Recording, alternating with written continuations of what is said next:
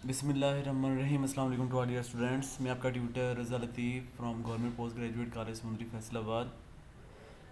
Course title mathematical statistics, course code MTH 606, lecture number 2 deliver करने जा रहा हूँ। आज के लेक्चर में हम मैथमेटिकल स्टैटिस्टिक्स से रिलेटेड जो थ्योरम्स हैं इसको हम डिस्कस करने जा रहे हैं। प्रीवियस जो हमारा फर्स्ट लेक्चर था उसमें हमने कुछ डेफिनेशंस को अंडरस्टैंड किया जो मोस्ट इम्पोर्टेंट कंसिडर की जाती हैं इन मैथमेटिक्स स्टैटिस्टिक्स और डिस्ट्रीब्यूशन के रिगार्डिंग। तो फिर नेक्स्ट इसमें जो थ्योरम्स का जो प्रोसेस है और ऑनवर्ड कमिंग लेक्चर जितने भी आएंगे उसमें फिर एप्लीकेशंस भी हो सकती हैं, थ्योरम भी हैं, ठीक है। और कंटिन्यू करते हैं आज के लेक्चर को। थ्योरम जो हमारा है ये हम आज के लेक्चर में पॉपुलेशन मीन और पॉपुलेशन स्टैंडर्ड डेविएशन या फिर पॉपुलेशन वेरिएंस को डिस्कस करेंगे। स्टैंडर्ड डेविएशन और जो वेरिएंस हैं ये आपको आइडिया में क्लियर कर दूंगा। जस्ट स्केयर और स्केयर रूट का फ़र्क होता है, वो हम जब थ्योरम करेंगे उसमें आपको क्लियर कर दूंगा। तो फर्स्ट ऑफ ऑल हमारे पास पॉपुलेशन मीन, जिसको हम ये इस तरह के सिंबल से ज़ाहिर करते हैं, इसे हम कहते हैं म्यू की फॉर्म में। तो इसकी स्टेटमेंट कुछ ऐसे है: the mean of the sampling distribution of x bar is denoted by mu x bar। यानी यहाँ पर आपको कहा जा रहा है कि जो x बार है जो कि सैम्पल के लिए होता है, x बार जब भी यूज़ करेंगे इट्स मीन कि वो सैम्पल की बात करेगा। और सैम्पल की बात करने के लिए उसने जो रिप्रेजेंटेशन शो अप की हुई है ग्रीक फॉर्म में, बल्कि रोमन फॉर्म में, रोमन होता है ये। अगर ग्रीक हो तो फिर आप लोग उसके सब्सक्रिप्ट में नहीं लिखते। तो रोमन में ये लिखा है म्यू और इसके सब्सक्रिप्ट में लिखा हुआ है एक्स बार, और ये इक्वल होगा is equal to the population mean mu, ठीक है। और ये जो पॉपुलेशन की फॉर्म के लिए होता है वो है ग्रीक फॉर्म में, इसके सब्सक्रिप्ट में कुछ नहीं आएगा। अब ये जो आपके पास म्यू एक्स बार है ये सैम्पल डिस्ट्रीब्यूशन है, और ये जो आपके पास अकेला म्यू आ रहा है ये पॉपुलेशन मीन है, ठीक है। डेट्स क्लियर कि ये आपने सैंपल के लिए लेना है और ये आपने पॉपुलेशन के लिए लेना होता है। यही स्टेटमेंट आपसे कुछ ऐसे भी पूछ सकता है: or in other case show that या prove that mu x bar sample mean equal होता है पॉपुलेशन मीन के। तो इसको हम प्रूव करते हैं। इसको आप ओरली भी माइंड में रखेंगे MCQs के हवाले से। तो इसका प्रूफ कुछ ऐसे है, आपने सबसे पहले इसके लिए रैंडम सैम्पल्स को राइट कर लेना होता है। Let us we have to express x1, x2, x3 and xn be a random sample of size small n, where small n mean sample size, ठीक है, taken from a population of mean mu. ये जो mean है this is a population form, यानी population mean के लिए हमने ये एक्सप्रेशन राइट कर दिया। उसके बाद हमने अपने रिजल्ट की तरफ जाना होता है। रिजल्ट के लिए हमने एक फार्मूला ड्राइव करना है। ये फार्मूला मैंने ऐसे एक्सप्रेस किया हुआ है: as we know that sample mean is defined by x bar equal होता है, ये हमने मैट्रिकुलेशन और इंटरमीडिएट क्लासेस में भी ये फार्मूला स्टैटिस्टिक्स में पढ़े हुए हैं। एक्स बार इक्वल होता है summation I very from 1 to n x I divided by small n, यानी सैम्पल साइज़। और अगर हम प्रीवियस क्लासेस में देखें तो वहाँ पर फॉर्मूला था x bar is equal summation I is equal 1 to n x divide by n। लेकिन यहाँ पर आई की वेरीज होती हैं, मतलब चेंजिंग्स होती हैं। तो आई आपने डिस्ट्रीब्यूशन लिखा है, अगर आप आई की वैल्यू 1 रखेंगे तो आपको x1 मिलेगा, अगर 2 रखेंगे x2 मिलेगा, अगर 3 रखेंगे x3 मिलेगा, एंड सो ऑन। अगर n रखेंगे तो xn मिल जाएगा। और वो सभी के सभी जितने भी डिस्ट्रीब्यूशन होंगे, रैंडम सैम्पल्स होंगे, उनको आप समीशन कर रहे हैं। और समीशन यानी सिग्मा का मतलब होता है कि आपने उसको सम करके लिखना होता है, यानी कि ऐड करके लिखते हैं, ठीक है। यानी इसी को अगर ओपन करें तो x1 plus x2 plus x3 plus x4 and so on plus xn, यानी कि x1 से ऑनवर्ड वो n तक मूव कर जाएगा। इतना रिजल्ट करने के बाद जब आपके पास x बार आ जाएगा, फिर हमने इस पर म्यू लाने के लिए इस पर एक रूल अप्लाई करना है, उसको हम कहते होते हैं एक्सपेक्टेड वैल्यू। एक्सपेक्टेड वैल्यू का तरीकाकार क्या होगा वो हम देखते हैं। फर्स्ट ऑफ ऑल हम इस स्टेप पे एक्सपेक्टेड वैल्यू यानी कैपिटल ई से ज़ाहिर किया जाता है, कैपिटल ई को दोनों साइडों पे मल्टीप्लाई करने लगे हैं। टेकिंग एक्सपेक्टेड वैल्यू या दे सकते हैं कैपिटल ई इसका सिंबल है, इसको अप्लाई कर रहे हैं ऑन बोथ साइड्स। तो ये हमने एक्स बार के साथ एक्सपेक्टेड वैल्यू लेफ़्ट साइड पे भी ले लिया है और राइट साइड के साथ भी हमने एक्सपेक्टेड वैल्यू ई ले लिया है। अब यहाँ पर ई एक्स बार जो है इसको हम लिख देंगे, जब भी एक्स बार पे ई अप्लाई होगा तो ये म्यू एक्स बार में चेंज हो जाएगा, ठीक है। यानी जब भी एक्स बार पे एक्सपेक्टेड अप्लाई होता है तो आपके पास ये ऑलवेज म्यू एक्स बार यानी कि सैम्पल मीन देगा। उसके बाद एक्सपेक्टेड वैल्यू जब भी कांस्टेंट यानी कि यहाँ पर सैम्पल साइज़ जो n है ये this is a constant number, तो n पे जब भी एक्सपेक्टेड वैल्यू अप्लाई होगी तो ये आपके पास विदाउट चेंजिंग आपके पास ई से बाहर आ जाता है। आप देख सकते हैं 1/n में लिख दिया हुआ है। उसके बाद एक्सपेक्टेड वैल्यू लिखा है। अब हम एक्सपेक्टेड वैल्यू को समीशन पे अप्लाई करेंगे, लेकिन इसको अप्लाई करने से पहले हम एक्सपेक्टेड वैल्यू को ऐसे रहने देते हैं और समीशन जो होगा इसको हम ओपन कर देंगे। यानी कि आप यहाँ पर आई की वैल्यू 1 रखें तो x1 प्लस आई की जगह 2 रखें, x2 plus up to so on i की जगह n रखें तो ये xn हो जाएगा। यानी सिंपली आपके पास ये स्टेप कुछ ऐसे बन जाएगा, ठीक है। अब हम यहाँ पर अप्लाई करेंगे कि एक्सपेक्टेड वैल्यू को जब x1 पे अप्लाई करना है, x2 पे अप्लाई करना है, xn पे अप्लाई करना है, तो आप इस एक्सपेक्टेड को सबके साथ 1 बाई 1 लिख भी सकते हो। तो ये मैंने ऐसे राइट कर दिया, ठीक है। और जो म्यू एक्स बार है इसको मैंने साइड पे बताया हुआ है कि एक्स बार पे जब भी ई अप्लाई होगा तो आपके पास वो म्यू एक्स बार आएगा यानी सैम्पल मीन आएगा। अब यहाँ पर हमने E X one, E X two and so on E X N पे एक रूल अप्लाई करेंगे। एक थ्योरम होता है वो हम यहाँ पे लिखते हैं, since the random sample are independent, जितने भी रैंडम सैम्पल्स होते हैं वो सारे के सारे आज़ाद होते हैं, अपनी अपनी मर्ज़ी से मूव करते हैं यानी कि उसमें कोई भी उनको डिपेंडेंस नहीं है, अपनी मर्ज़ी से वो इंडिपेंडेंटली मूव कर सकते हैं तो इसके लिए क्या करना है हमने, therefore each has the distribution of the population. ये सारे के सारे जो EX1 EX2 है, EX3 है एंड सोन EXN है, ये सारे के सारे म्यू के इक्वल है यानी कि पॉपुलेशन मीन के इक्वल है।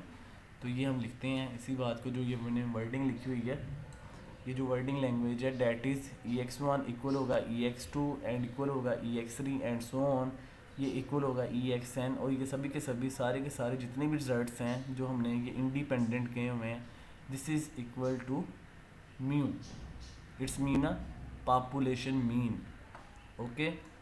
अब नेक्स्ट हमने यहाँ पर वैल्यूज पुट कर देनी है। देखें ये म्यू एक्स बार आपका एज इट इज़ है 1/n, ये भी एज इट इज़ है।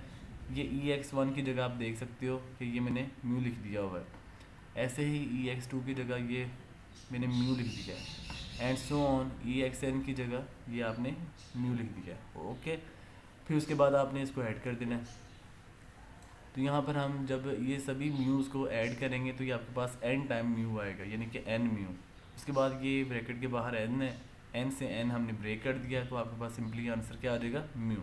सो फाइनली आपके पास आंसर बन गया mu x bar is equal to mu, यानी sample mean is always equal to population mean, hence which is prove our required result. अब next theorem की तरफ चलते हैं आगे स्टूडेंट्स, इंपॉर्टेंट भी एग्जाम्स के अकॉर्डिंग। थ्योरम कुछ ऐसे है, if a random sample of size n, sample size always small n होता है, is drawn from an infinite population or without replacement sorry without मैं कह रहा हूँ यहाँ पे विद रिप्लेसमेंट है, विदाउट रिप्लेसमेंट का भी वैसे थ्योरम होता है, वो भी इंशाल्लाह कमिंग लेक्चर्स में आपको मैं अंडरस्टैंड करवाऊँगा। तो ये जो थ्योरम डिस्कस करने जा रहे हैं हम विद रिप्लेसमेंट के अकॉर्डिंग है। ये दो डेफिनेशन मैंने आपको प्रीवियस लेक्चर डेफिनेशन में अंडरस्टैंड करवाई हैं कि विद रिप्लेसमेंट क्या होता है और विदाउट रिप्लेसमेंट क्या होता है? तो with replacement from a finite population the standard deviation of the sampling distribution of x bar पे सैम्पलिंग डिस्ट्रीब्यूशन हो रही है, ठीक है। और इसके लिए हमने क्या चीज़ रिप्रेजेंट करवानी है? Standard deviation. किससे इज़हार कर रहे हैं स्टैंडर्ड डेविएशन? यानी कि of x bar is denoted by sigma x bar, यानी ये सिंबल आपने सिग्मा एक्स ऐसे यूज़ करने हैं, ठीक है। सिग्मा का ये सिंबल होता है स्टैंडर्ड डेविएशन में, और इसके ऊपर आ जाएगा एक्स बार।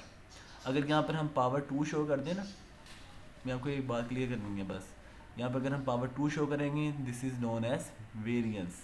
अगर आप पावर 2 नहीं लिखते तो वो सिंपली आपके पास एक स्टैंडर्ड डेविएशन कहलाएगा, यानी सिग्मा एक्स बार जो होगा वो स्टैंडर्ड डेविएशन के इक्वल होता है। नेक्स्ट इसमें है कि ये जो sigma x bar equal to the population standard deviation, यानी सिग्मा, ओनली सिग्मा है यहाँ पर आपके पास स्टैंडर्ड पॉपुलेशन है, यानी standard deviation of a population form, और ये जो सिग्मा एक्स बार है ये स्टैंडर्ड डेविएशन ऑफ सैम्पल के लिए है। When it is divided by square root of the sample size of n, यानी कि हमने इसको डिवाइड करना है n स्क्वायर रूट पे। यही बात आपसे ऐसे भी पूछ सकता है, that is mu x bar is equal, sorry mu कह रहा हूँ, sigma x bar is equal sigma divided by n square root, यानी standard deviation of sample equal होता है population of a standard deviation divided by a size of a sample, और इसका square root आएगा। ये आपके पास जो थ्योरम है इसको आपने प्रूव करना है, और ये किसके लिए है? फॉर, ये मैंने मेंशन भी किया हुआ है, फॉर विद रिप्लेसमेंट। ये विद रिप्लेसमेंट के लिए आपको रिजल्ट बताया जा रहा है, और विद रिप्लेसमेंट के अकॉर्डिंग मैं इसको प्रूव करूँगा। ये विदाउट के लिए बिल्कुल भी नहीं है, विदाउट के लिए कमिंग लेक्चर में इंशाल्लाह मैं आपको अंडरस्टैंड करवाऊँगा, वो आने वाले जितने भी लेक्चर्स होंगे उनमें वो अवेलेबल आपको मिल जाएगा। अभी फ़िलहाल जो हम ये करने लगे हैं थ्योरम, ये है just only on for with replacement theorem. तो इसका प्रूफ करते हैं first of all dear students, देखते हैं क्या होता है। लेट, इसके लिए भी आपने रैंडम सैम्पल्स को सपोज कर लेना है, let x1 x2 x3 and so on xn be a random sample of size आपके पास इसका सैम्पल का n है, taken from a population with standard deviation. Population standard deviation के लिए होता है दिस इज़ अ सिग्मा। अगर हम इसके लिए पावर में 2 लिख दें तो उसको हम वेरिएंस भी कह सकते हैं। यही मैंने आपको अभी बताया कि अगर पावर में 1 लिखना है यानी कि ओनली सिग्मा लिखेंगे तो वो स्टैंडर्ड डेविएशन है, अगर आप पावर में 2 लिख देते हैं तो आपके पास वो वेरिएंस बन जाएगा। अब नेक्स्ट हम अपने रिजल्ट की तरफ चलते हैं जो हमने प्रूव करना है। एज वी नो डैट आपके पास जो एक्स बार है दिस इज़ अ मीन, ये आपके पास एक्स बार जो होगा वो इक्वल होगा summation I very from 1 to n x I divided by sample size small n। उसके बाद जो हमने रिजल्ट प्रूव करना है उसमें हमें सिग्मा चाहिए। सिग्मा के लिए हमें फिर वेरिएंस की तरफ जाना होगा। अब हम यहाँ पे वेरिएंस का फॉर्मूला अप्लाई करेंगे। प्रीवियस जो थ्योरम मैंने आपको करवाया उसमें एक्सपेक्टेड वैल्यू को हमने अप्लाई किया था बोथ साइड। अब हम वेरिएंस को बोथ साइड अप्लाई करने लगे हैं क्योंकि हमें सिग्मा चाहिए, इट्स मीन कि आपको स्टैंडर्ड डेविएशन चाहिए। टेकिंग वेरिएंस से हम स्टैंडर्ड डेविएशन में जा सकते हैं। वेरिएंस में पावर 2 आएगी, अगर हम पावर 2 को ख़त्म कर देंगे तो वो आपके पास स्टैंडर्ड डेविएशन में आ जाएगा, ठीक है। इट्स नो इशू, आपने वेरिएंस अप्लाई करना है, स्टैंडर्ड डेविएशन बिल्कुल भी नहीं यहाँ पे मेंशन करेंगे। टेकिंग वेरिएंस का ये सिंबल होता है VAR ऑन बोथ साइड, यानी दोनों साइडों पे हम वेरिएंस अप्लाई करते हैं। तो ये आपके पास इस स्टेप पे वेरिएंस लेफ़्ट साइड पे अप्लाई कर दिया, ये आप देख सकते हो। ऐसे ही हमने राइट साइड पे ये वेरिएंस अप्लाई कर दिया हुआ है। उसके बाद जो वेरिएंस एक्स बार पे जब भी अप्लाई होगा तो आपके पास ये आएगा sigma x bar whole square, ठीक है। और वेरिएंस का कांस्टेंट नंबर पे क्या इफेक्ट होता है ये आप सभी स्टूडेंट ने माइंड में रखना है, ये आपको बात जहन में रहनी चाहिए कि वेरिएंस जब भी कांस्टेंट नंबर पे अप्लाई होता है तो वो उसका डबल हो जाता है। इट्स मीन कि वो उसकी पावर 2 हो जाएगी, यानी कि n का डबल n स्क्वायर, ठीक है। लेकिन एक्सपेक्टेड वैल्यू जब भी कांस्टेंट नंबर पे अप्लाई हो तो वो एज इट इज़ बाहर आ जाती है। तो यहाँ पर वेरिएंस जब n पे अप्लाई किया तो ये वो हो गया 1/n स्क्वायर। उसके बाद वेरिएंस लिखा हमने और समेशन को ओपन किया। यहाँ पर समेशन को जब मैं ओपन करूँगा ये आएगा variance into x1 plus x2 plus x3 and plus up to so on plus xn। उसके बाद वेरिएंस को मैं सबके साथ ओपन कर दूँगा तो ये हो जाएगा variance x1 plus variance x2 plus up to so on plus variance xn। इन सब के साथ हमने 1 बाई 1 राइट कर दिया। जैसे हमने प्रीवियस थ्योरम में एक रिजल्ट लिखा, ये जितने भी रैंडम सैंपल्स होते हैं ये आपके पास इंडिपेंडेंट हैं, ठीक है। तो फिर उनके जो पॉपुलेशन मीन है या उनके स्टैंडर्ड डेविएशन आ जाएंगे, वेरियस आ रहे हैं, वो सभी के सभी भी इंडिपेंडेंट ही होंगे। इसके लिए मैंने ये रिजल्ट लिखा है, since in a random sample the random variable are independent, ठीक है। रैंडम सैंपल जो है वो सारे के सारे रैंडम वेरिएबल के हवाले से क्या है, इंडिपेंडेंट है, अपनी मर्ज़ी से आगे पीछे मूव कर सकती हैं, और वो सभी के सभी सिग्मा हम कहेंगे वेरिएंस रिगार्डिंग। तो therefore each has the same distribution, और उनकी डिस्ट्रीब्यूशन फिर क्या होगी, सेम होगी, एक जैसी होगी। इसी बात को हम लिखते हैं that is variance x1 equal होगा वेरिएंस x2 इक्वल होगा variance up to so on variance xn। और ये सभी के सभी जितने भी वेरिएंसेस हैं x1 से ऑनवर्ड xn तक, इनको हम कह देते हैं सिग्मा स्केयर, यानी सिग्मा स्केयर के इक्वल कर देंगे क्योंकि ये इंडिपेंडेंट है। अब हम वेरिएंस x1 की जगह लिख देंगे सिग्मा स्केयर, ऐसे ही वेरिएंस x2 की जगह ये भी sigma square, and so on variance xn की जगह भी लिख देंगे सिग्मा स्केयर। उसके बाद नेक्स्ट है कि आपने जितने भी ये सिग्मा स्केयर आ रहे हैं इनको आप ऐड करेंगे। ये एन टाइम के लिए, तो ये आंसर आ जाएगा n mu n sigma square, यानी कि ये फर्स्ट है, सेकंड है, थर्ड एंड सो ऑन, ये एन टाइम है। जब आपने सभी को आपने कलेक्ट करना है, कंबाइन करोगे, तो ये कितने टाइम के लिए, फॉर एन टाइम, इसलिए आपके पास आ जाएगा N sigma square.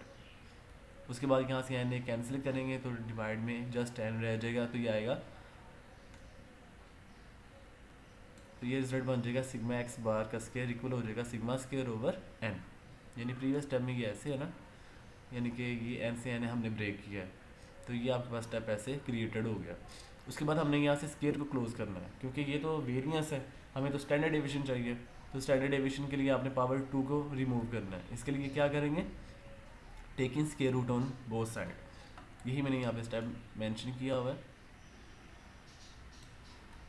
Taking square root on both side, तो ये हो जाएगा सिग्मा एक्स बार इक्वल हो जाएगा sigma divided by n square root, hence which is the required proved of our with replacement formula. ये हमने थ्योरम को completely verified fulfil करवा दिया है।